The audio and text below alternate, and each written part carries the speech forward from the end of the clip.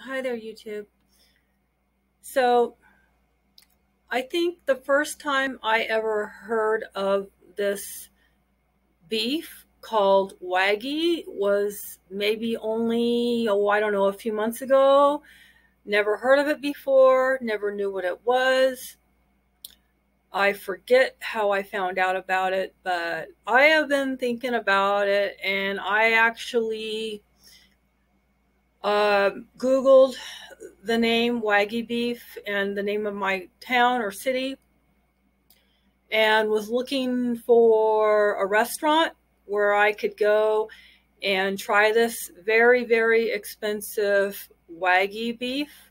It's a special breed of cow where the fat in the meat, it's sort of like it's speckly, like the meat. It's not just like red and then fat on the side. It's like the fat is all incorporated all throughout the meat in little tiny speckles.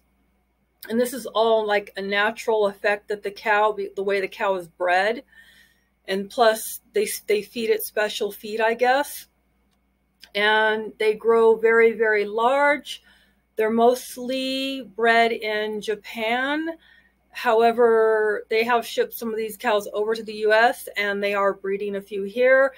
And hopefully the meat, the more because it's so rare, like the meat, it's hard to find. But what they're saying is because it's becoming more and more popular, that they are starting to ship cows over and breed them over in the US. And they're saying that eventually the meat will become a little less expensive, but as it is right now, it's very expensive. And I thought about going to a restaurant, but I really don't want to. It's just time consuming. I have to get dressed. I have to plan for it. I have to drive there. And then if, the restaurant is packed, I'm going to get uncomfortable. I'm going to have a bad experience. I'm going to spend all this money and it's going to be, all by myself. Might have a bad experience. I don't want to, pay hundreds and hundreds of dollars just for one meal. Because, restaurants, they do overcharge. But I still wanted to try this beef. I really want to try it because it's the most expensive beef in the world. Everyone says it's like butter. It melts in your mouth. And so, yeah, I actually went online. I Googled Waggy beef online. I went to a website and I picked out a ribeye, Waggy steak, bone-in ribeye. And I bought it. I bought it for $100. There were others on there for a lot more. Some were like $150, some were $200, and believe it or not, there was one steak that was even $300 just for one steak. And yeah, and it just depends on the marbling. It just depends on how the cow is fed. The most expensive steak I've heard, I actually looked it up and saw that most people that have that one, it's called the olive steak or something like that. But people that try that one, they really, really like the first like one or two bites of it.